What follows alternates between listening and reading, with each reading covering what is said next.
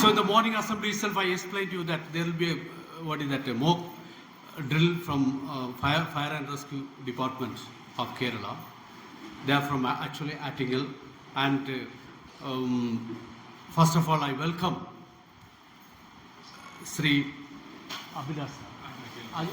Agil sir, that he is the leader and inspector of fire and rescue team. Okay, all others I don't know, but I welcome each and everyone for this program.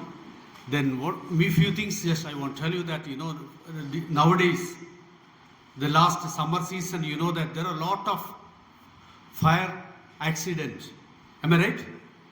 So many fire accidents. So I thought of to give a class for our children. If there is fire occupies or fire accident take place in your building or anywhere, what will you do? What is your assignment? How can you,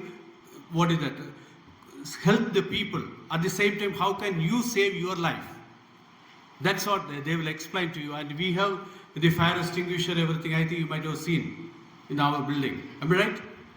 So all the facilities we have in our building. At the same time, many of you must not be knowing how to operate this fire extinguisher. Am I right? Fire extinguisher is kept in every classes. But mostly, I think you don't know how to operate that. Am I right? So now today you will get a very good class from Agil sir and team. They will present you a good class. So have a nice day. Thank you. Jai Hind.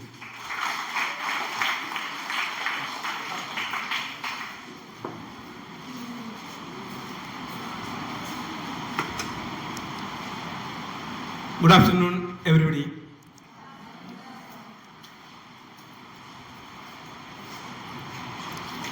Respected Principal, MAM Model School, and my dear student. Malayalam കുഴപ്പമില്ലല്ലോ.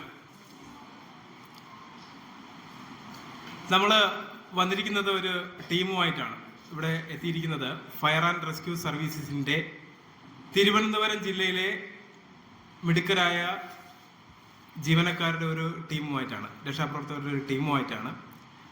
അവരുടെ എക്സ്പീരിയൻസിൽ നിന്നും അവർ പഠിച്ച അവരുടെ ട്രെയിനിങ്ങിൽ നിന്നും നിങ്ങൾക്ക് വേണ്ടി ഒരു fire ഇൻസിഡൻറ്റിൽ അല്ലെങ്കിൽ ഒരു ആക്സിഡൻറ്റിൽ നിങ്ങൾ എങ്ങനെ വർക്ക് ചെയ്യണം, എങ്ങനെ നിങ്ങൾ ആക്ട് ചെയ്യണം, അതുപോലെ എന്തൊക്കെയാണ് നിങ്ങൾ ചെയ്യേണ്ടത്. ഒരു ഫയർ ഇൻസിഡൻറ്റ് നിങ്ങൾക്ക് അറിയാം, നിങ്ങൾ സ്കൂളിൽ മാത്രമല്ല, നിങ്ങൾ വളരെ സഞ്ചരിച്ചുകൊണ്ടിരിക്കുന്ന ആൾക്കാരാണ്, മൂവ് ചെയ്യുന്നവരാണ്. സ്കൂളിൽ നിന്ന് വീട്ടിൽ പോയി കഴിഞ്ഞാൽ വാഹനത്തിൽ പോകുന്നു, മാളിൽ പോകുന്നു, തിയേറ്ററിൽ പോകുന്നു, ഹോസ്പിറ്റലിൽ പോകുന്നു. അപ്പോൾ അങ്ങനെയെല്ലാം പല സ്ഥലങ്ങളിൽ സഞ്ചരിച്ചുകൊണ്ടിരിക്കുന്നു. പലതരത്തിലുള്ള കെട്ടിടങ്ങളിൽ നിങ്ങൾക്ക് നിൽക്കേണ്ട അവസ്ഥ വരും, ചിലപ്പോൾ അവിടെ സ്റ്റേ ചെയ്യേണ്ട അവസ്ഥ വരും, ചിലപ്പോൾ പോയി വരേണ്ട അവസ്ഥ വരും.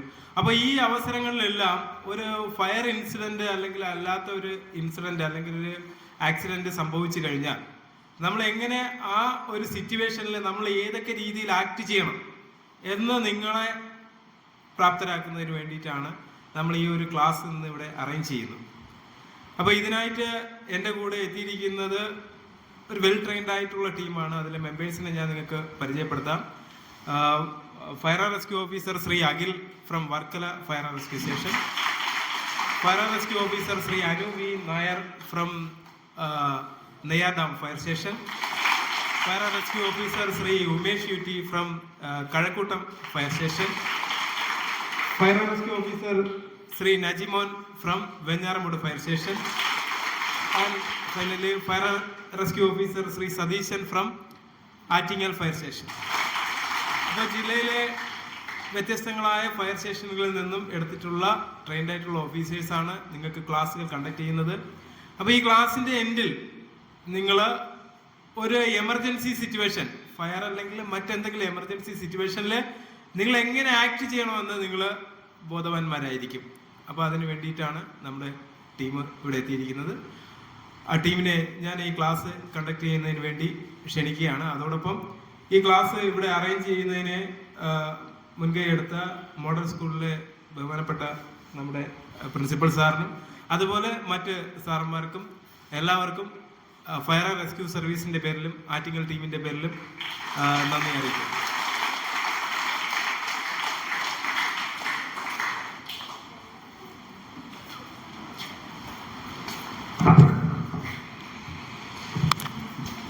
നമസ്കാരം, എൻ്റെ പേര് അഖിൽ എന്നാണ്.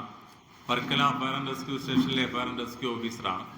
ഇതിനു മുമ്പ് ഞങ്ങൾ ഈ സ്കൂളിൽ വന്ന് ക്ലാസ് എടുത്തിട്ടുണ്ട്. നിങ്ങൾക്ക് ഓർമ്മയുണ്ടോ എന്നറിയില്ല. ഓർമ്മയുണ്ടോ? ഇല്ല. വർക്കല സ്റ്റേഷൻ്റെ അണ്ടറിലാണ് ഈ MM മോഡൽ സ്കൂൾ വരുന്നത്. അപ്പം ഇതിനകത്ത് നിങ്ങൾക്ക് പ്രധാനമായിട്ടും പറഞ്ഞു തരാനുള്ളത്, ഇപ്പം നിങ്ങളുടെ പ്രിൻസിപ്പാൾ സാർ പറഞ്ഞതുപോലെ വാട്ട് ഈസ് യുവർ അസൈൻമെന്റ് എന്ന് നിങ്ങളോട് പറഞ്ഞു. എന്താണ് നിങ്ങളുടെ അസൈൻമെന്റ് നിങ്ങൾ കൃത്യമായിട്ട് തിരിച്ചറിയണം. എന്താണ് നിങ്ങൾക്ക് ഒരു ഇനിഷ്യലായിട്ടൊരു സംഭവം ഉണ്ടാകുന്ന സമയത്ത് നിങ്ങൾക്ക് എങ്ങനെയാണ് നിങ്ങൾ പെർഫോം ചെയ്യേണ്ടതിനെ കുറിച്ച് വളരെ സിമ്പിളായിട്ട് നിങ്ങൾക്ക് പറഞ്ഞുതരാം. വലിയ വലിയ കാര്യങ്ങൾ പറഞ്ഞാൽ നമുക്കത് അക്സെപ്റ്റ് ചെയ്യാൻ ചെറിയ ബുദ്ധിമുട്ട് വരും, അല്ലേ? പ്രത്യേകിച്ച് ഈ ഉച്ചയ്ക്ക് ശേഷമുള്ള സമയം ഈ ഓറൽ ക്ലാസ് കേൾക്കുക എന്നുള്ളത് തന്നെ ഉറക്കം വരും, കറക്റ്റല്ലേ? പിന്നെ ഞങ്ങളുടെ യൂണിഫോം ഉള്ളതുകൊണ്ടും എന്തൊക്കെയോ അമാനുഷികമായ സംഭവങ്ങൾ കാണാമെന്നൊക്കെ പ്രതീക്ഷയാണ് നിങ്ങൾ ഇരിക്കുന്നത്. അങ്ങനെയൊക്കെയല്ലേ? എന്തൊക്കെയോ പ്രതീക്ഷയുണ്ട്. അപ്പം നിങ്ങളുടെ എക്സ്പെക്ടേഷനെ നമ്മൾ ഒരിക്കലും ഡൗൺ ചെയ്യുന്നില്ല. നിങ്ങൾക്ക് ചോദിക്കാനുള്ള സംശയങ്ങൾ അവിടെ നിന്ന് വിളിച്ചു ചോദിക്കാം. ഓക്കെ, ഞങ്ങൾ ഓരോ കാര്യങ്ങൾ പറയുന്നതല്ല അതിനകത്ത് ഏറ്റവും നല്ല മാർഗം. നിങ്ങൾ നിങ്ങളുടെ മനസ്സിലുള്ള ഓരോ കാര്യത്തിനെ കുറിച്ചുള്ള സംശയങ്ങൾ ചോദിക്കണം. ഇനി ആദ്യം ഫസ്റ്റ് ലൈൻ ചോദിക്കുക, എന്തിനാണ് ഫയർഫോഴ്സ് എന്ന് നിങ്ങളൊന്ന് പറഞ്ഞേ. എന്തിനായിരിക്കും ഫയർഫോഴ്സ്? നമ്മുടെ ഒരു ഇന്ററാക്ഷൻ മെത്തേഡിൽ നമുക്ക് പോവാം, അതല്ലേ നല്ലത്? അപ്പം തീ പിടിക്കുമ്പോൾ അണയ്ക്കാനാണ് ഫയർഫോഴ്സ്, അങ്ങനെയല്ലേ? ആണോ? ഏകദേശം നമ്മുടെ ധാരണ എങ്ങനെയാണ്? തീ പിടിക്കുമ്പോൾ അണയ്ക്കാൻ വേണ്ടിയിട്ട് ഫയർഫോഴ്സിനെ വിളിക്കുന്നു. തീ പിടിക്കാനുള്ളതല്ല, ഏത് അപകടം സംഭവിച്ചു കഴിഞ്ഞാലും ആര് വിളിക്കും? അപ്പൊ ആലോചിച്ച് നോക്കിയ, ഫയർഫോഴ്സ് ഇവിടുത്തെ അമാനുഷികരായ ആൾക്കാരാണ്? അല്ല. നിങ്ങളെ പോലെ തന്നെ, നിങ്ങളെ വീട്ടിലുള്ളവരെ പോലെ തന്നെ ഒരാളാണ് ആരും? ഞങ്ങളും. ഞങ്ങൾക്ക് കുറച്ച് ഒരു വർഷങ്ങളോളമുള്ള ട്രെയിനിങ് നമുക്കിത് ലഭിച്ചതിന് ശേഷം ഞങ്ങൾ ഇതിനകത്ത് ജോലിക്ക് കയറുന്നു. അതിൽ സാധാരണക്കാരെ കൊണ്ട് പറ്റാത്ത കാര്യങ്ങൾ ഞങ്ങൾ ആ ട്രെയിനിങ്ങിലൂടെ നേടിയെടുത്തു എന്ന് മാത്രം. അത് വളരെ ഡിസിപ്ലിൻഡ് ആയിട്ട്, വളരെ സിറ്റുവേഷൻ അനുസരിച്ച് ഞങ്ങൾ ചെയ്യുമ്പോഴത്തേക്ക് ഞങ്ങളുടെ പ്രവർത്തനങ്ങൾ എന്തായി മാറും? വിജയിക്കും. ഉദാഹരണം, നിങ്ങളെ ക്ലാസ് റൂമിനുള്ളിൽ, നിങ്ങൾ 2ാമത്തെ ഫ്ലോറിലാണ് നിങ്ങളെ ക്ലാസ് എന്ന് കരുതുക. ആ ക്ലാസ് റൂമിനുള്ളിൽ ചെറിയൊരു പുകയുണ്ടായി. ചെറുതായിട്ട് പുക ഇങ്ങനെ സ്റ്റാർട്ട് ചെയ്തു. ചിലപ്പം ഇലക്ട്രിക് ഫ്ലക്ച്വേഷൻ ആകാം, വേറെ എന്തെങ്കിലും റീസൺ ആകാം. ചെറുതായിട്ട് ഇങ്ങനെ പുക കയറുന്നു. അവിടെ നിന്ന് നിങ്ങൾ എന്ത് ചെയ്യാൻ വേണ്ടി ശ്രമിക്കും? പുക കയറുമ്പോൾ നമ്മൾ എന്താകും? പാനിക് ആവും, ടെൻഷൻ ആവും. പിന്നെ 2ാമതിരിക്കുന്ന ആളുടെ പേരെന്ന് പറഞ്ഞേ, റിസ്വാനെ വെച്ചുകൊണ്ടാണ് നമ്മൾ ഈ കഥ മുമ്പോട്ട് പോകുന്നത്. ഇതൊരു കഥയാണ്. റിസ്വാൻ അവിടെ ഇരുന്നു, ഞാൻ പറയുമ്പോൾ എഴുന്നേറ്റാ മതി. ഓക്കെ, റിസ്വാനെ വെച്ചുകൊണ്ട് നമ്മൾ ഈ കഥ മുമ്പോട്ട് പോവുകയാണ്. അപ്പൊ നിങ്ങൾ റിസ്വാൻ ഏത് ക്ലാസ്സിലാ? 8th. അപ്പൊ 8ാം ക്ലാസ് എത്ര സ്റ്റാൻഡേർഡ് ഉണ്ട്? ABCD എത്ര സ്റ്റാൻഡേർഡ് ഉണ്ട്? 2 പറഞ്ഞാൽ മതി. Aയും Bയും മാത്രം. അപ്പം റിസ്വാൻ പഠിക്കുന്ന ഏത് ക്ലാസ്സിലാ? Aയിലാ Bയിലാ? A. അപ്പൊ റിസ്വാന്റെ A ഡിവിഷന്റെ സമീപത്തായിട്ട് ചെറുതായിട്ട് ഇങ്ങനെ പുക കയറുന്നു. അപ്പം റിസ്വാന്റെ ക്ലാസ്സിലേക്ക് ചെറുതായിട്ട് ഇങ്ങനെ തീയുടെ ഒരു ചെറുതായിട്ട് ഫ്ലെയിം കണ്ടു തുടങ്ങി. വലിയ തീയൊന്നും ആയില്ല, എന്നാലും പുക ഇങ്ങനെ കൂടിക്കൊണ്ടിരിക്കുക. ഈ 8ാം ക്ലാസ്സും 9ാം ക്ലാസ്സും 10ഒക്കെ ഇല്ലേ? 10ാം സ്റ്റാൻഡേർഡൊക്കെ ഇവിടെ ഇല്ലേ? ഉണ്ട്. നിങ്ങൾ ക്ലാസ്സിലെല്ലാം ഈ ഒരു ഒറ്റ ഫ്ലോറിലാണെന്ന് കരുതിക്കും. 8ലും 2ാമത്തെ ഫ്ലോറിലും അതിന്റെ മുകളിലത്തെ ഫ്ലോറിലും എല്ലാം ഇതേപോലെ ക്ലാസ് ഉണ്ടെന്ന് കരുതുക. താഴെയുമുണ്ട്. നിങ്ങളുടെ ഈ ബിൽഡിങ്ങിലേക്ക് കയറി പോകാൻ വേണ്ടി എത്ര വഴികളുണ്ട്? 2 വഴികളുണ്ടോ? 2 സ്റ്റെയർ ഉണ്ട്. ഉണ്ടോ? ഈ 2 സ്റ്റെയറിൽ കൂടെ നിങ്ങൾ കയറി പോകാറുണ്ട്? ഇല്ല. എത്ര സ്റ്റെയർ കൂടി കയറി പോകാറുണ്ട്? ഒറ്റ സ്റ്റെയറിൽ കൂടി. ഒരു സ്റ്റെയർ നമ്മൾ സ്പെയർ ആയിട്ട് കിടക്കുകയല്ലേ? അധികം നമ്മൾ ഉപയോഗിക്കാതിട്ടേക്കല്ലേ? അല്ല, ഉപയോഗിക്കുന്നുണ്ട്. 2 സ്റ്റെയറും വർക്കിംഗ് ആണ്. കേട്ടില്ല? ഗേൾസ് ആൻഡ് ബോയ്സ് അങ്ങനെ ആക്കിയിട്ടേക്കാണ്. നിങ്ങൾ ആമ്പിള്ളൊരു ശല്യം ഉള്ളതുകൊണ്ടാണോ? അങ്ങനെയാണോ? അല്ല. അപ്പം ഗേൾസ് ആൻഡ് ബോയ്സ് അതിന്റെ ഒരു വർഗീകരണം ഞാൻ പറഞ്ഞുതരാം. ഗേൾസ് ആൻഡ് ബോയ്സ് നിങ്ങൾക്ക് ഇട്ടിട്ടുണ്ടെങ്കിലും അത് എന്തിനാണെന്നുള്ളതോടെ പറഞ്ഞുതരാം. അപ്പം റിസ്വാന്റെ ക്ലാസ്സിലാണ് ഈ പുക ഉയർന്നുകൊണ്ടിരിക്കുന്നത്. അപ്പൊ പുക ഉയർന്ന് നിങ്ങൾ ക്ലാസ്സിൽ ഏകദേശം ഒരു 40 പേരുണ്ടെന്ന് കരുതിക്കും. റിസ്വാന്റെ ക്ലാസ്സിൽ 40 പേരുണ്ട്. നമ്മളെല്ലാവരും പാനിക് ആവും, കറക്റ്റ് അല്ലേ? പാനിക് ആകുമ്പോൾ നമ്മൾ അടുത്ത് ചെയ്യാൻ പോകുന്ന ആക്ട് എന്തായിരിക്കും? ക്ലാസ് റൂമിൽ നിന്ന് ഇറങ്ങി ഓടും. എങ്ങോട്ട് ഓടും? താഴേക്ക് ഓടും. താഴേക്ക് ഓടിയിട്ട് റിസ്വാന്റെ വീടാണ് ഇതെന്ന് കരുതിക്കോണേ. ഇതാണ് റിസ്വാന്റെ വീട്. ഉദാഹരണം. ഓക്കെ, താഴേക്ക് ഇറങ്ങിയ ശേഷം പല ആൾക്കാരും പല വഴിയിലേക്ക് ഓടും. ടീച്ചർ ആദ്യമേ ഓടി. പ്രിൻസിപ്പാൾ മാത്രം എവിടെ ഉണ്ട്? ഓഫീസ് റൂമിലുണ്ട്. അപ്പോഴത്തേക്ക് ഇന്ന് മൊത്തം 40 പേരുള്ളതിനകത്തെ ഇന്ന് 39 പേരെ ക്ലാസ്സിൽ വന്നിട്ടുള്ളൂ. ഒരാൾ ആബ്സെന്റ് ആണ്, രാവിലെ മുതൽ ആബ്സെന്റ്. ബാക്കി എത്ര പേരുണ്ട്? 40-ൽ ബാക്കി എത്രയുണ്ട്? 39 പേര്. അപ്പൊ ഇതേപോലെ ഈ പ്രശ്നം ഉണ്ടായ സമയത്ത് എല്ലാവരും ഇറങ്ങി ഓടി. അപ്പം തീ നല്ലപോലെ കത്തിപ്പിടിക്കാൻ വേണ്ടി തുടങ്ങി. എല്ലാവരും ഇറങ്ങി. ആൺകുട്ടികൾ ഒരു വഴിയിൽ കൂടെയും പെൺകുട്ടികൾ മറ്റൊരു സൈഡിൽ കൂടെയും. അങ്ങനെയായിരിക്കും നമ്മൾ ടെൻഷൻ ആകുമ്പോൾ ഓടുന്നത്. അതെങ്ങനെയാണെന്ന് ഞാൻ പറഞ്ഞു തരട്ടെ. നമ്മൾ ബിരിയാണി കല്യാണത്തിന് പോകത്തില്ലേ? ഫസ്റ്റ് പന്തിയിലേക്ക് നമ്മൾ കയറത്തില്ലേ? അപ്പൊ പോകുന്നൊരു ഫോഴ്സ് ഉണ്ടല്ലോ. എല്ലാ കല്യാണത്തിനും ഉണ്ട്. ബിരിയാണി ആയതുകൊണ്ട് കുറച്ചുകൂടെ രുചികരമായതുകൊണ്ട് ഞാൻ അങ്ങനെ പറഞ്ഞതേ ഉള്ളൂ. അപ്പൊ ആ ഒരു തള്ളലിലായിരിക്കും നമ്മൾ ഇറങ്ങി വരുന്നത്. അങ്ങനെ ഇറങ്ങി വരുമ്പോൾ എന്ത് സംഭവിക്കും? എങ്ങനെ വീഴും? വരിയായിട്ട് അസംബ്ലിക്ക് പോകുന്നത് പോലെയാണ് നമ്മൾ ഇറങ്ങി വരുന്നത്. ധൃതിയിൽ വരികയായിരിക്കും. ഈ സമയത്ത് നമ്മൾ അങ്ങോട്ട് തള്ളിയൊക്കെ ചെയ്യും. കനമുള്ള ആൾക്കാർ കനമില്ലാത്ത ആൾക്കാർ എന്ത് ചെയ്യും? തള്ളി താഴേക്ക് ഇടും. അവർ സ്റ്റെപ്പിൽ വീഴും. സ്റ്റെപ്പിൽ വീഴുമ്പോൾ പിറകെ വരുന്ന ആൾക്കാർ അവരുടെ പുറത്തേക്ക് എന്ത് ചെയ്യും? ചവിട്ടും. അങ്ങനെ അവർക്ക് എന്ത് സംഭവിച്ചേക്കാം? അപകടം സംഭവിച്ചേക്കാം. അപ്പൊ നിങ്ങൾ എങ്ങനെ ഇറങ്ങി വരണം? എങ്ങനെ ഇറങ്ങി വരണം? ധൃതിയൊന്നുമില്ലാതെ. ഈ ഇറങ്ങി വരുന്ന വഴിയിൽ ധൃതി കാണിച്ചിട്ട് വലിയ കാര്യമുണ്ടോ? ഇല്ല. പരസ്പരം തള്ളിയിടാതെയൊക്കെ ഇറങ്ങി വരണം. അങ്ങനെ നമ്മൾ ഇങ്ങനെ തറയിൽ വീഴുമ്പോഴത്തേക്കും നമ്മൾ ചവിട്ടുന്നതിനെ നമ്മൾ സ്റ്റാമ്പേഡ് എന്ന് പറയും. പേരറിഞ്ഞിരുന്നില്ലെങ്കിലും നിങ്ങൾ ഇതെങ്കിലും ഓർമ്മിച്ചു വയ്ക്കണം. പരസ്പരം തള്ളുകയോ ചവിട്ടുകയോ ഒന്നും ചെയ്യാതെ വീണ് കിടക്കുന്നവന്റെ ദേഹത്ത് എന്ത് ചെയ്യാതെ ചവിട്ടാൻ പറ്റുമെങ്കിൽ അവനെ എന്ത് ചെയ്യണം? എഴുന്നേൽപ്പിക്കാൻ ശ്രമിച്ചുകൊണ്ട് അവനെ കൂടി രക്ഷിച്ചുകൊണ്ട് നമ്മൾ എങ്ങോട്ട് വരണം? താഴേക്ക് വരണം. താഴെ വന്നപ്പോഴത്തെ ഇവിടെ മൊത്തം പ്രിൻസിപ്പാൾ എന്ത് ചെയ്തു? ഒരു അലാറം അങ്ങ് സെറ്റ് ചെയ്തു. അലാറം ഇട്ടു. അപായത്തിന്റെ അലാറമാണ്. സ്കൂളിൽ എന്തോ അപായം സംഭവിച്ചിട്ടുണ്ട്. അപ്പൊ നിങ്ങൾ എല്ലാവരും പാനിക്കായിട്ട് പല ക്ലാസ്സിലുള്ളവരെല്ലാവരും ഈ ഗ്രൗണ്ടിൽ അവിടെയൊക്കെ നിൽക്കുക.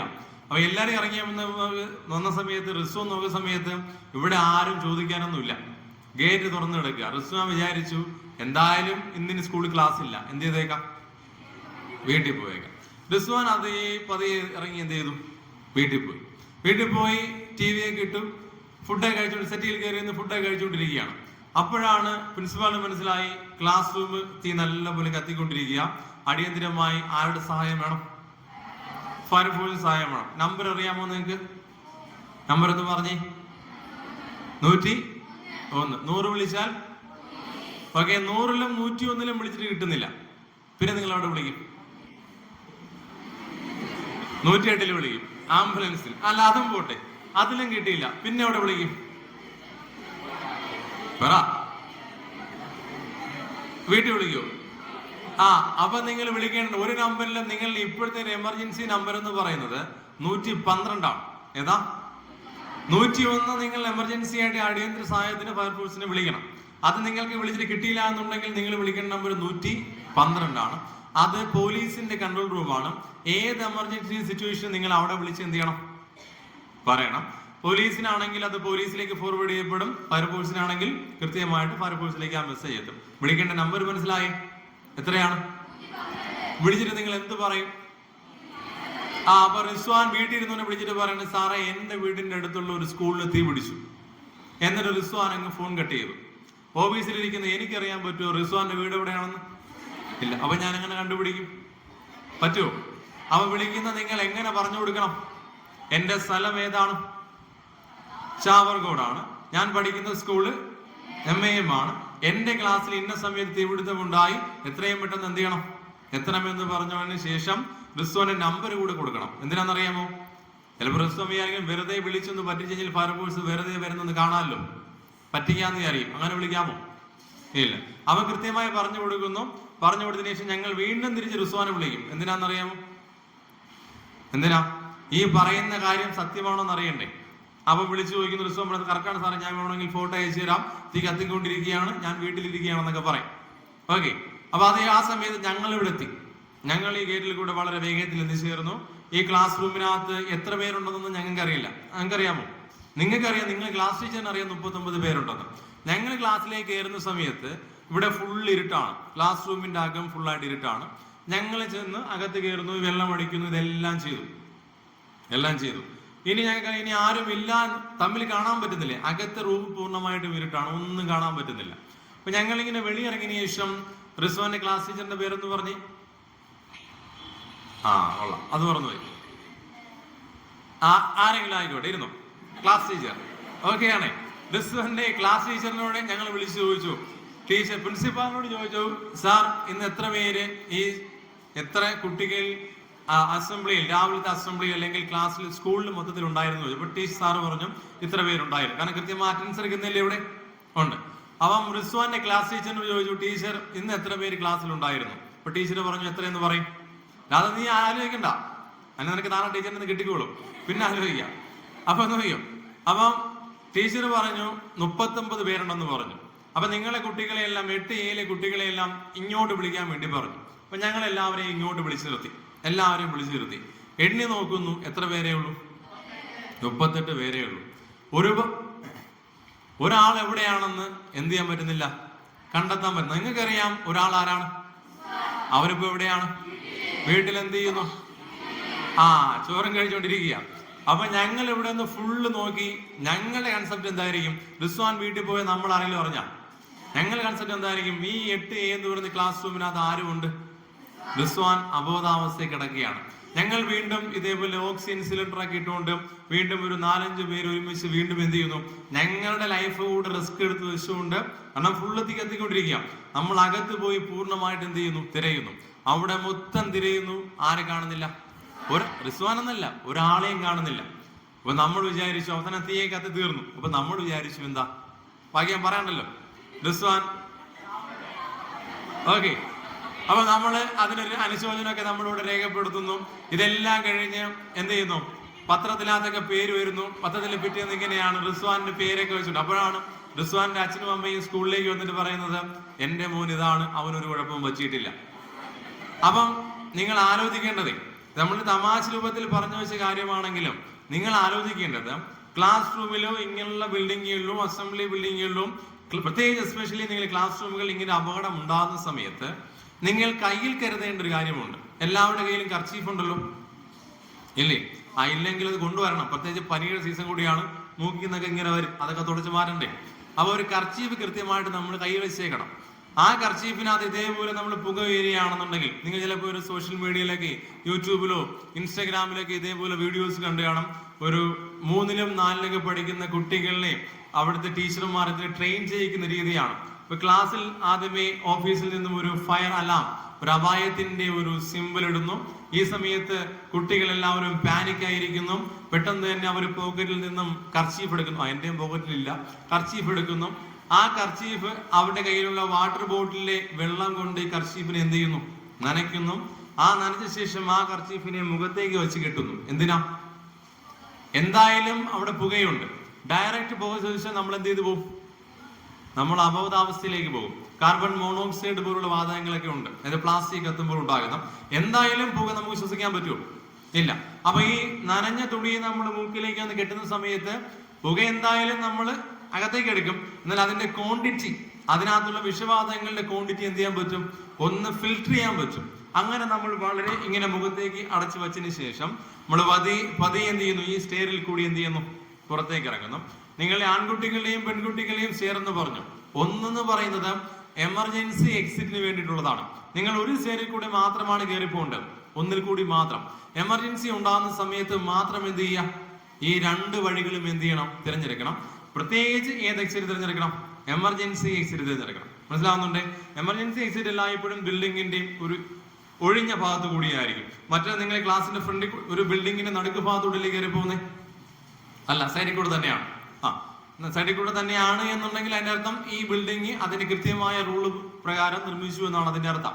അതായത് എന്തൊക്കെ മാനുവൽ നമ്മൾ പ്രൊസീഡ് ചെയ്യേണ്ടതുണ്ടോ, അതായത് എന്തൊക്കെ കാര്യങ്ങൾ നമ്മൾ എന്ത് ചെയ്യണം, പിന്തുടരണം, അതെല്ലാം കൃത്യമായിട്ട് ഇവിടെ ഫോളോ ചെയ്തിട്ടുണ്ട് എന്നാണ് ഈ സ്കൂളിന്റെ അർത്ഥം. അങ്ങനെ നിങ്ങൾ കയറി പോകുന്നുണ്ടെങ്കിൽ, ഇനി ഈ സംഭവം ഉണ്ടായി എത്രയും പെട്ടെന്ന് നിങ്ങൾ ചെയ്യേണ്ടത്, നിങ്ങൾ അസംബ്ലി പോയിന്റ് എന്ന് പറയും.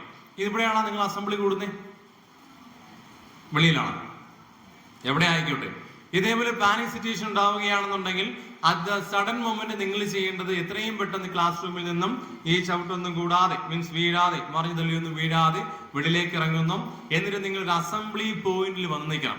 ഈ അസംബ്ലി പോയിന്റ് നിശ്ചയിക്കേണ്ടത് നിങ്ങളുടെ പ്രിൻസിപ്പാളും കൺസേൺഡ് ക്ലാസ് ടീച്ചർ പറയും, ഇന്നതാണ്, ഈ ഭാഗമാണ് 8ാം ക്ലാസിന്റെ അസംബ്ലി പോയിന്റ് എന്ന് പറയും. അപ്പൊ നിങ്ങൾ അവിടെ വന്ന് നിൽക്കണം. 8ാം ക്ലാസ്സിലെ കുട്ടികളെല്ലാം ഇവിടെ വന്ന് നിൽക്കണം. അപ്പോഴത്തെ എല്ലാവരും ഉണ്ടെന്ന് കരുതിക്കും. അവിടെ നോക്കുന്ന സമയത്ത് രാവിലത്തെ അറ്റൻഡൻസ് ബുക്ക് കൂടെ ടീച്ചർ നോക്കുന്നു. ഇന്ന് എത്ര പേരുണ്ടായിരുന്നു? 39 പേര്. 39 പേര് ഇവിടെ ഉണ്ട്. റിസ്വാൻ വീട്ടിൽ പോയില്ലെങ്കിലുള്ള കേസാണ് ഞാൻ പറഞ്ഞത്. റിസ്വാൻ ഇവിടെ എത്തും. അല്ലാന്നുണ്ടെങ്കിൽ നിങ്ങൾക്ക് ഈ അസംബ്ലി പോയിന്റിൽ വന്ന് എത്തണമെന്ന് അറിഞ്ഞുകൂടാന്നുണ്ടെങ്കിൽ നിങ്ങൾ എന്ത് ചെയ്യും? നിങ്ങൾ ഇഷ്ടമുള്ള സ്ഥലത്തേക്ക് പോകും അല്ലേ? ചിലപ്പോൾ ഇത് അറിഞ്ഞുകൊണ്ട് വീട്ടിൽ നിന്ന് ആൾക്കാർ വരും, നിങ്ങൾ അവരുടെ കൂടെ വണ്ടിയിൽ കയറി പോകും. അങ്ങനെ പോകാമോ? ഇല്ല. നിങ്ങൾ പിരിഞ്ഞു പോകേണ്ടത് അവസാനം ഫയർഫോഴ്സ് വരുന്നു, ഇവിടെ എല്ലാ സ്ഥലങ്ങളും സെർച്ച് ചെയ്യുന്നു, ആർക്കും അപകടമൊന്നും ഇല്ല എന്ന് തിരിച്ചറിഞ്ഞതിന് ശേഷം നിങ്ങളോട് പറയുന്നു, പ്രിൻസിപ്പാളിനോട് ഇൻഫോം ചെയ്യുന്നു, സാർ ഇന്നിനി എന്ത് ചെയ്യണ്ട, ക്ലാസ് ഇനി കണ്ടക്ട് ചെയ്യേണ്ട, എല്ലാ കുട്ടികളും സുരക്ഷിതരാണ്, ആർക്കും ഒരു അപകടവും പറ്റിയിട്ടില്ല, എല്ലാവരെയും എന്ത് ചെയ്യാം, വീടുകളിലേക്ക് വിടാമെന്ന് പറഞ്ഞതിന് ശേഷം മാത്രമേ എന്ത് ചെയ്യാവൂ, സ്കൂളിൽ നിന്നും പുറത്തേക്ക് വിടാവൂ. അപ്പൊ നിങ്ങൾ എന്ത് ചെയ്യാൻ പാടില്ല? റിസ്വാൻ ചെയ്തതുപോലെ വീട്ടിൽ പോകാൻ പാടില്ല. മനസ്സിലാവുന്നുണ്ട്? അത് ഏകദേശം ക്ലിയർ ആയി. ഞാൻ പറഞ്ഞെന്ന് ഇത്രയേ ഉള്ളൂ. ക്ലാസ് റൂമിൽ ഒരു അപകടം ഉണ്ടാവുകയാണെങ്കിൽ തിക്കും തിരക്കും കൂടാതെ സ്റ്റേറിൽ കൂടി എന്ത് ചെയ്യാം, താഴേക്ക് ഇറങ്ങി വരിക. എവിടെ വന്ന് നിൽക്കണം? അസംബ്ലി പോയിന്റിൽ വന്ന് നിൽക്കണം. കൺസേൺഡ് ടീച്ചർമാർ എന്ത് ചെയ്യുന്നു, നിങ്ങളെ അറ്റൻഡൻസ് എടുക്കുന്നു, എല്ലാവരും ഉണ്ട് എന്ന് ഉറപ്പുവരുന്നതിന് ശേഷം മാത്രമേ എന്ത് ചെയ്യാവൂ, പോകാം. ഓക്കെ, ഒരു കാര്യം കൂടെ പറഞ്ഞിട്ട് നിർത്താം. ബാക്കിയുള്ള സാറന്മാർ ബാക്കിയുള്ള രസകരമായ വിഷയങ്ങളൊക്കെ നിങ്ങൾക്ക് പറഞ്ഞു തരും. ഇനി നമ്മൾ ബസ്സിൽ പോകുന്നു. നിങ്ങൾ എവിടെ ചെന്നാലും ചെയ്യേണ്ട കേസ് എന്താണെന്നറിയാമോ? നിങ്ങളിങ്ങനെ സ്വപ്നം കാണാറുണ്ടോ? നമ്മൾ ഇങ്ങനെ ഒരു വാഹനത്തിൽ പോയിക്കൊണ്ടിരിക്കുകയാണ്, റൈറ്റ് സൈഡിലോ ലെഫ്റ്റ് സൈഡിലോ വലിയൊരു കൊക്കയുണ്ട്, വണ്ടി കൊക്കയിലേക്ക് മറിയുന്നു, എല്ലാവരും താഴെ പോകുന്നു, ഞാൻ മാത്രം രക്ഷപ്പെടുന്നു. കാണാറില്ലേ? നമ്മുടെ സ്വപ്നം എന്നിട്ട് ഞാൻ എന്ത് ചെയ്യും? ഞാൻ എന്റെ എഫേർട്ട് ഉപയോഗിച്ചുകൊണ്ട് ബാക്കിയുള്ളവരെ എന്ത് ചെയ്യുന്നു, രക്ഷപ്പെടുത്തുന്നു. ഇതൊക്കെ നമ്മുടെ ആഗ്രഹങ്ങളല്ലേ അല്ലേ? അപ്പൊ ആ ആഗ്രഹം നിറവേറ്റണമെങ്കിൽ നമ്മൾ എന്ത് ചെയ്യണം? നമ്മൾ രക്ഷപ്പെടണ്ടേ? നമ്മൾ വണ്ടിയുടെ അടി ആയി പോയി കഴിഞ്ഞാൽ ബാക്കി രക്ഷപ്പെടുത്താൻ പറ്റുമോ? ഫസ്റ്റ് ഓഫ് ഓൾ നമ്മുടെ സേഫ്റ്റിയുടെ ഫസ്റ്റ് റൂൾ എന്ന് പറയുന്നത് ആദ്യം എന്തുറപ്പ് വരുത്തുക? നമ്മളുടെ സുരക്ഷ ഉറപ്പുവരുത്തുക. ഉറപ്പുവരുത്തിയതിനു ശേഷം പറ്റുമെങ്കിൽ നമുക്ക് ബാക്കിയുള്ളവരെ എന്ത് ചെയ്യാം, രക്ഷിക്കാം. അപ്പൊ റിസ്വാനും കൂടിയിരിക്കുന്ന 2 പേരോടൊന്നും വന്നേ. 3 പേര്, മൊത്തം 3 പേര് ഓടുക. ഏതിലെ കയറും? ഓടി ഓടി വരണം. വിടുന്നോടും. അപ്പൊ റിസ്വാന്റെ ക്ലാസ് 8ാം ക്ലാസ്സിലാണ്. ഇപ്പം റിസ്വാൻ എവിടെ പോയെന്ന്, എവിടെ നിന്ന് റിസ്വാൻ എവിടെ പോയെന്ന് ഞാൻ പറഞ്ഞു, വീട്ടിൽ പോയി എന്നാണ് നേരത്തെ കഥ. ഇപ്പോഴത്തെ കഥയിൽ ചെറിയൊരു മാറ്റമുണ്ട്. റിസ്വാൻ വീട്ടിൽ പോയിട്ടില്ല. റിസ്വാന്റെ മോന്റെ പേരെന്ന് പറഞ്ഞേ, ഹബീബുള്ള. ശാരീരികമായി എന്നെ പോലെ കുറച്ച് എന്താണ്, വലിയ ആരോഗ്യമൊന്നും ഇല്ലാത്ത ഒരാളാണ്. കറക്റ്റ് അല്ലേ? അപ്പൊ ഹബീബുള്ളക്ക് എന്ത് സംഭവിച്ചു? ശ്വാസതടസ്സം നേരിട്ട് ഹബീബുള്ള ഇങ്ങനെ അതിനകത്ത് വീണ് കിടക്കുകയാണ്. അപ്പൊ നല്ല മസിലൊക്കെ ഉള്ള റിസ്വാനും, കൂട്ടുകാരന്റെ പേര് അല്ലമീൻ, റിസ്വാനും അല്ലമീനും ഉണ്ട്. ഇവർ 2 പേർക്കും വേണമെങ്കിൽ ഹബീബുള്ള എന്ത് ചെയ്യാം, രക്ഷിക്കാം. ഇവിടെ നിങ്ങളെ കൂട്ടുകാരെ നിങ്ങളല്ലേ രക്ഷിക്കേണ്ടത്. അതാ നിങ്ങൾ ഇതെല്ലാം വെളിയിൽ വന്ന് നിന്നിട്ട് ഫയർഫോഴ്സിനെ നമ്മൾ അവിടെ നിന്ന് ഇവിടെ എത്തുമ്പോഴത്തെ ഒരുപാട് സമയം അത് കഴിയത്തില്ലേ? അപ്പം ഇവർക്ക് 2 പേർക്ക് സ്വയമായിട്ട് ആരോഗ്യമുണ്ട്, എന്ത് ചെയ്യാൻ പറ്റും, രക്ഷിക്കാൻ പറ്റും. അപ്പൊ എങ്ങനെ രക്ഷിക്കാമെന്ന് പറയുന്ന ഒരുപാട് ട്രിക്കുകളുണ്ട്, ഒരുപാട് രീതികളുണ്ട്. അതിൽ നിങ്ങൾക്ക് ഏറ്റവും കൺവീനിയന്റ് ആയിട്ട്, നിങ്ങൾക്ക് ഏറ്റവും സിമ്പിളായിട്ട് ചെയ്യാൻ പറ്റുന്ന ഒരു മെത്തേഡാണ് ഞാൻ പറഞ്ഞു തരുന്നത്. അപ്പം ഞാൻ ഒന്നും പറയുന്നില്ല, ഞാൻ ഒരു കാര്യവും പറയുന്നില്ല. സാറേ ആ കസേര ഒന്ന്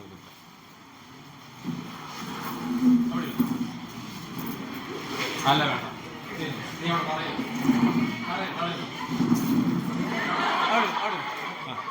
ഈ തലകറങ്ങുന്ന ഒരാളിങ്ങനെ ചോറുണ്ടായിരിക്കുന്ന പോലെയാണ് ഇരിക്കുന്നത് ആണോ?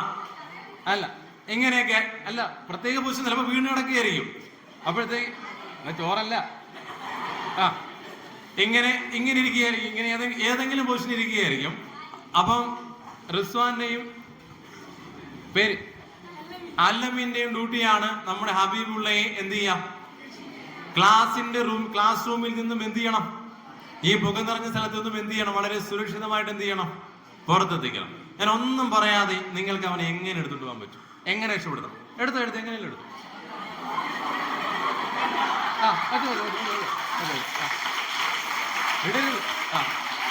പിന്നീട് നിങ്ങൾ ഇപ്പൊ ഒരു കാഴ്ച കണ്ടു. വളരെ അവശ നിലയിലിരിക്കുന്ന ഹബീബുള്ള ഇവിടുന്ന് വളരെ പതുക്കെ പൊക്കി എടുത്തിട്ട് അവിടെ ഇട്ടത്. അപ്പൊ നമ്മുടെ രക്ഷാപ്രവർത്തനം കൊണ്ട് ഒരാൾക്ക് എന്ത് പറ്റാൻ പാടില്ല. ഇവിടെ ഇരുന്നപ്പോൾ അവന് ശ്വാസം മുട്ട് മാത്രമേ ഉണ്ടായിരുന്നുള്ളൂ. ഇവനെ എടുത്ത് അവിടെ കൊണ്ടുവന്ന് പെടാന്നിട്ട കാരണം അവനെ നട്ടലിലൂടെ പോയി. അങ്ങനെയല്ലേ? അപ്പൊ നമ്മൾ ചെയ്യേണ്ട ഇതാണ്, രക്ഷപ്പെടുത്തുന്ന സമയത്ത് ഓൾറെഡി ഒരു ഇഞ്ചേർഡ് ആയിരിക്കും ആള്, കറക്റ്റ് അല്ലേ? ഓൾറെഡി ഇഞ്ചേർഡ് ആയിരിക്കും, അവന് കൂടുതൽ അപകടം എന്ത് ചെയ്യരുത്? രണ്ടാമത്തെ നിലയിലായി പെട്ടെന്ന് താഴെ എത്തിക്കാന്ന് കൊണ്ട് ഇവിടെ നിന്ന് എടുത്തങ്ങ് താഴെ ഇടാമോ? ഇല്ല. അപ്പം പതുക്കെ വയ്ക്കാവൂ. അത് ഒന്നാമത്തെ മെത്തേഡ്. ഇനി ഒരു മെത്തേഡ് നിങ്ങൾ കണ്ടു, രണ്ടുപേരും ഉപയോഗിച്ചെടുക്കുന്നത്. ഇതുമല്ലെങ്കിൽ ഞാൻ ഒന്നും പറഞ്ഞു കൊടുത്തില്ലേ, നിങ്ങളുടെ സെൻസ് വെച്ചുകൊണ്ട് നിങ്ങൾ ചെയ്താണ്. ഇതല്ലെങ്കിൽ എങ്ങനെ എടുക്കാം? Your choice. എങ്ങനെ എടുക്കാം? എങ്ങനെയെല്ലാം രക്ഷപ്പെടുത്തണം. ഇനി ഇട്ടുകളായിരുന്നു, പതുക്കെ വയ്ക്കണം. എങ്ങനെ? രണ്ടുപേരോ ഒരാളോ അതാ ചോദിച്ചോ? അങ്ങനെ നമ്മൾ ഒരു പ്രാവശ്യം എടുത്തു. ഇനി ഇങ്ങനെ വന്ന് ഞാൻ പറഞ്ഞുതരാം. ഇനി വാ, രണ്ടുപേരും ഇനി വാ. അഭിമുള്ള ഇനി വാ. കൈ രണ്ടുകൂടി ഇങ്ങനെ ചേർത്ത് പിടിക്കാം. ആരെങ്കിലും ഇങ്ങനെ ഇങ്ങനെ ചേർത്ത് പിടിച്ചാ ഇങ്ങോട്ട് തിരുവാല കളിക്കല്ല. ഇവിടെ നിന്നോളാം, അപ്പുറത്ത് നിന്നോ. ഓക്കെ. ഈ രണ്ട് കൈയും ഒന്ന് തോളിലോട്ടിട്ടെ. അവനെ നടുവിലോട്ട് കയറ്റി പൊക്കടാവൻ. കണ്ട? അങ്ങനെ വരിക്കങ്ങ് താഴോട്ട് പോട്ടെ. അങ്ങനെ എടുത്തോണ്ടങ്ങ് പോയാണ് താഴോട്ട്.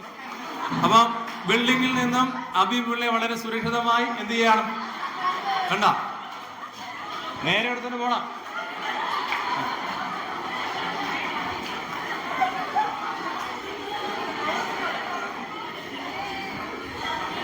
ഓക്കെ. ഇനിയും വിളിക്കാൻ കേട്ടാ? ക്ഷീണമുണ്ടാ? ക്ഷീണമുണ്ടാ? ഇല്ല. അപ്പം രണ്ട് മെത്തേഡ് മനസ്സിലായി. ഇനി വേണമെങ്കിൽ നമ്മൾ തോളിലെടുക്കാം, ഒറ്റയ്ക്ക് തോളിലെടുക്കാം. മെത്തേഡുകൾ പലവിധം ഒരുപാടായി കഴിഞ്ഞാൽ നിങ്ങൾ ചിലപ്പോൾ മറന്നു. ഇനി എടുത്ത് കൂടെ ഉള്ള ആളിനെ രക്ഷിക്കുന്ന രീതി മനസ്സിലായി. ഇനി രക്ഷപ്പെടുത്താൻ വേണ്ടി ആരുമില്ലെന്ന് കരുതിക്കും. രക്ഷപ്പെടുത്താൻ വേണ്ടി ഒരു മനുഷ്യനുമില്ല. ഹബീബുള്ള മാത്രമേ ഏതിനകത്തുള്ളൂ? ഹബീബുള്ള എന്നല്ലേ പേര്? മാത്രമേ ആ റൂമിനകത്തുള്ളൂ. എങ്ങനെയായാലും ഒരു 10-15 മിനിറ്റ് എങ്കിലും എടുക്കും ആരെങ്കിലും ഇതേപോലെ രക്ഷപ്പെടുത്താൻ വരാനായിട്ട്. ഒരു പ്രതീക്ഷയുമില്ല. അപ്പൊ ഒരു ഇതേപോലെ വലിയ ഒരു റൂമാണെന്ന് കരുതിക്കും. ഈ ഇതാണ് നിങ്ങൾ ക്ലാസ് റൂം എന്നും കരുതുക. ഈ റൂമിനകത്ത് ഹബീബുള്ള ആദ്യമേ നമ്മൾ പാനിക്കായി അങ്ങോട്ടും ഇങ്ങോട്ടും കിടന്നോടും. പൂർണ്ണമായിട്ട് ഇരുട്ടാണ്, ഒന്നും കാണാൻ പറ്റുന്നില്ല. ബെഞ്ചിലും ഡെസ്കിലൊക്കെ തട്ടിയൊക്കെ വീഴുന്നുണ്ട്. കുറെ നേരം പാനിക്കായി കഴിഞ്ഞാൽ നമ്മളെ ബ്രീത്തിങ് കൂടും സമയത്ത് എന്ത് സംഭവിക്കും? ഈ വിഷവാതകം നമ്മൾ കുറച്ചുകൂടെ അകത്തേക്ക് എടുക്കും. നമ്മളുടെ കണ്ടീഷൻ കുറച്ചുകൂടെ എന്താകും? സിവിയർ ആകും, മോശമാകും, തലകറങ്ങിയൊക്കെ വീഴും. അങ്ങനെ ഒരു പാനിക് സിറ്റുവേഷൻ ആകുന്നതിന് മുൻപായിട്ട് നമ്മൾ എങ്ങനെ ഇങ്ങനെ അകപ്പെടുന്ന ഒരു സ്ഥലത്ത് ഇരിക്കാമെന്ന് പറഞ്ഞുതരാം. നേരത്തെ ചോറ് തിന്നാനിരിക്കുന്നത് പോലെ ഹബീബുള്ള ഇരുന്ന് കണ്ടായിരുന്നോ? ഒരു പ്രാവശ്യം കൂടെ വരാൻ പറ്റുമോ? ഓടിയാ അവനൊരു നാണമാണ് കേട്ടോ മൊത്തത്തിൽ. നീ നേരത്തെ ഇരുന്ന പോലെ ഒന്ന് കുത്തിയിരുന്ന് കാണട്ടെ. മുട്ടിൽ പിടിച്ചോടി. അങ്ങനെയല്ല.